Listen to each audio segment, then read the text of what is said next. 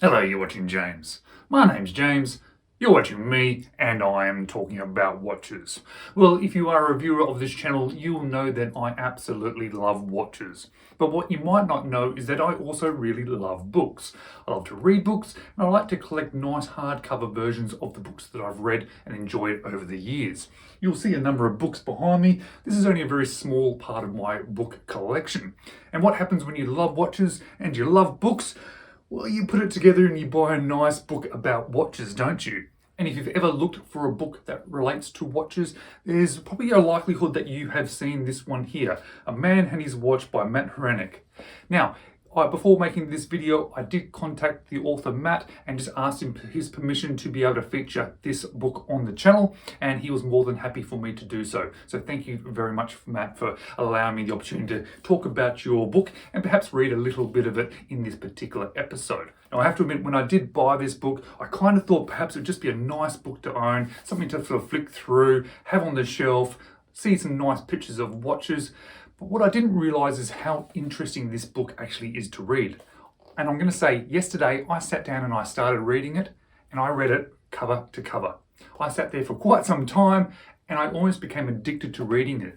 This book is divided up into small stories from different people around the world talking about connections they have with watches, as well as the author's own sort of connection with watches and some interesting stories that he has related to some of the watches that he has photographed. And it is very enthralling and it's very addictive to read these small little sections over and over again. And I sat there and I read all of them, cover to cover, A Man and His Watch. So don't think about it as it's a nice physical object to put on the shelf. Some of these books behind here, I have read parts of them, but I haven't read all of them. Most of the books that I do own, I have read them cover to cover because they're novels. The ones you see behind me are about travel and art. Those ones I do flick through, I have read sections of. But this one, cover to cover, I have read every part of it. And I thought, with that in mind, there is a few stories amongst it that really stood out to me that are my favorites. So what I'm going to do, I'm going to flip the camera around. I'm going to show you through the book just so you can get a bit of understanding what it looks and feels like. And as I do so, I'm going to read you one of my favorite stories from within the book. Now, don't worry, it's not a particularly long story, so we'll just take a little short sort of period of time to show you the book, read you the story, and it'll also probably hopefully give you a bit of an understanding of what sort of content is within the book. And before we do flip that camera around, if guys, you haven't subscribed to the channel, do you mind just clicking on that subscribe button? All right, let's flip the camera around now and let's check out this book whilst I read you my favorite story from within it. A Man and His Watch by Matt Hranek. Page number 63. Dr. Jack Carlson, archaeologist and author. 1914 Waltham Trench Watch. My PhD is in Roman and Chinese archaeology, stuff that's a lot older than my trench watch from 1914, but I love the idea of artifact, the idea of understanding history through objects. I grew up about 5 minutes from the Waltham Watch Factory in Waltham, Massachusetts. Every time I'd walk around town or get a bite to eat or a cup of coffee, I'd notice that everything was named after the watch industry. Watch City Brewing or something like that, or had watches as logos. It was a reminder of this great American manufacturing and craftsmanship heritage, right where I lived. And a lot of these watches, historically, were being made for the American soldiers in World War I. This one has a shrapnel guard, which tells its own kind of story about the utility of the watch and about its history. In a way, the idea is morbidly humorous. You'll get blown up, but the crystal won't get cracked.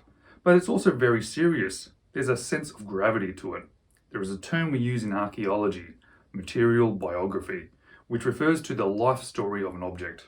So just as we can talk about what happened to the person who wore this watch, we can also imagine what happened to the watch itself. Where was it manufactured?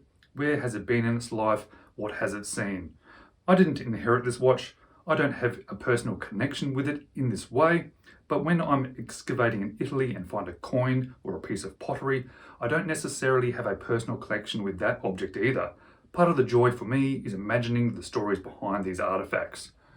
Now, I do have to say that I sort of absolutely understand what he's talking about here, because I also really love history. I love vintage objects, and even though sometimes I may not have a particular personal connection to them, I just love thinking about them. I like seeing them, I like handling them, and I quite like owning them as well. I have a personal connection to this mantle clock here. This one was my grandmother's, so it's a lovely thing to own and to have that connection with.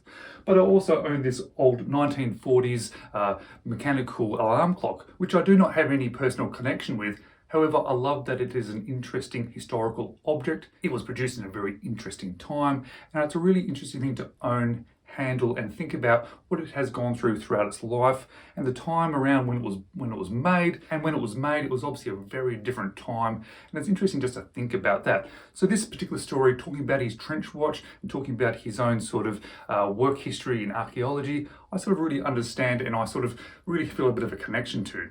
And all the stories within this book are very different. They all sort of relate to the people that are owning these watches, talking about these watches, their connections with these watches. And it's just really rather interesting. And it's a very easy book to consume as well, to read, because it is broken down into all these little small stories. So this is a little bit of a different episode for me. We're obviously talking still about watches, but it's actually a book. And reading you a story perhaps may be a little bit odd, I'm not quite sure. Leave me a comment below. Let me know if you like the content of this particular video. Maybe I'll make some more in the future if it is a well-received video. As always, thank you so much for watching. I really do appreciate it, and I do hope to see you in the next video.